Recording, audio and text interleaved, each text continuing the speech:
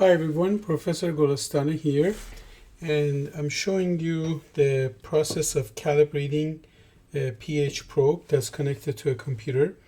And I've uncapped the probe, so the sensing part of the probe is right at the tip. This is called the glass electrode. So I'm going to show you how we calibrate this. The glass electrode senses, it's a glass membrane that senses the concentration of hydronium or H plus ions, and it's connected to a computer. Right now the value you see 4.82, this is not calibrated, so we have to make sure we go through a calibration process, and for that we use pH buffer solutions. These are more exact pH values. I have a pH buffer 7, a yellowish solution, and a pH buffer 4, it's dyed with a pinkish color, and a pH buffer 10, which is bluish. These buffers are pretty reliable to 2 digits after the decimal. So I'm going to show you how we calibrate them. But before we calibrate, we have to choose a buffer range which would be close to my pH value. For example, if I am measuring acidic pHs, I can get the most reliable value between pH buffer 4 to calibrate pH buffer 7 and 4 on the meter. And the most reliable region is if your pH is between 4 to 7. But you can get pretty good readings if you're not too far below 4. Maybe 3 something would still be pretty reliable. And if you think that your solution is basic, which is a pH value more than 7, you would actually want to calibrate it with pH buffers 7 and 10. So the buffer 7 is used. This is the midpoint of the pH, what we call neutral solution. 7 is used for calibrating the probe. So with 7, I either take pH 10 if my solution is on the basic zone, or I take pH 4 if it's on the acidic zone.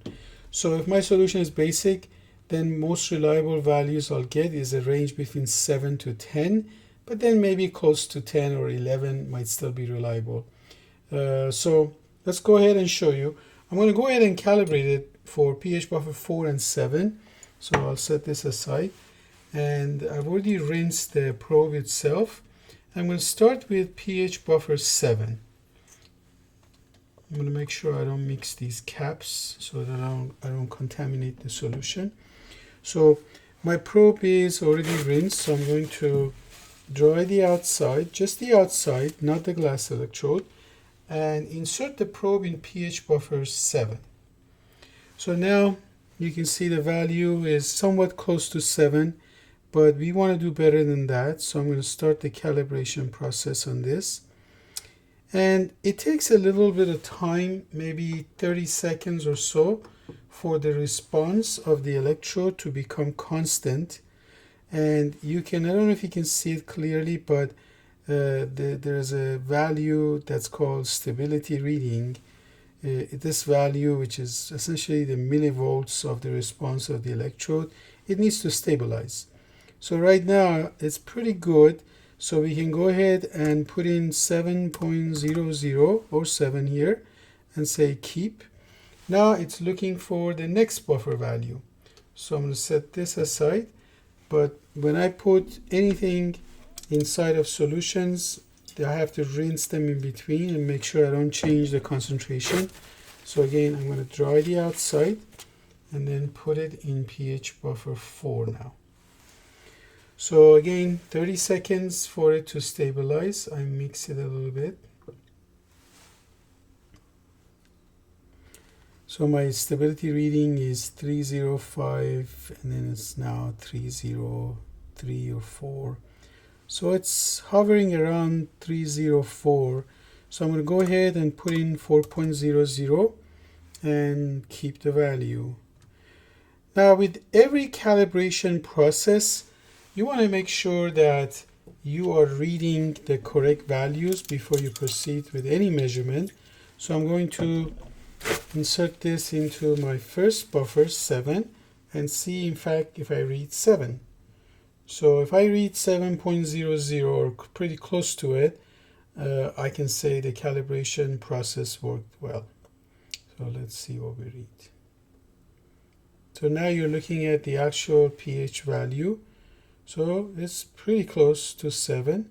And you can see these readings stabilize within like 20 seconds or so. So we're good with 7. In fact, we're perfect. We're reading really well. I usually tell my students that within plus minus 0.05 of the buffer value, they're good. But this is actually better than that. Now we insert it into the second buffer as a sample. I'm not calibrating anymore. I'm done with calibration. I just want to make sure that I read the correct values.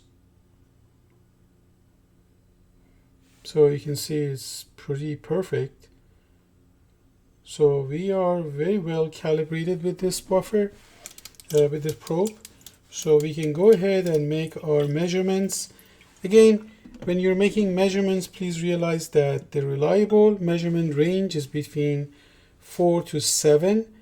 You do not want to measure anything basic on this calibration or on this probe that's calibrated to the acidic side.